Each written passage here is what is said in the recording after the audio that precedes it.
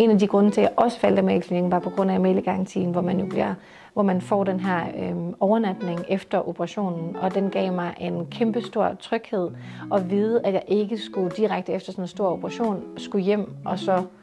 men jeg lige havde mulighed for at komme mig, og jeg var jo i de absolut bedste hænder og fik skøn mad, og jeg kunne bare kalde på dem non-stop, og jeg synes virkelig, det har været en god oplevelse. Og derudover så er der jo også det her med, at når du er færdig med operationen, så får du udleveret Simons kort, og det har jeg også benyttet mig af nogle gange, og seriøst, der har været mellem 6 minutter og 25 minutter, så er der blevet svaret, der er blevet forholdt sig til, hvad jeg har skrevet om, der er blevet lagt en plan. Den ene gang var jeg heroppe, fordi jeg havde et sting, der ikke havde løst sig, men det der med, at man bare bliver grebet, det betyder vanvittigt meget for mig i sådan en proces.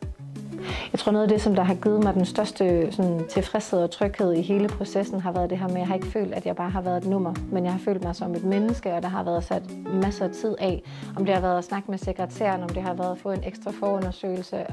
Det har været no questions asked, så har man bare haft mulighed for at komme op.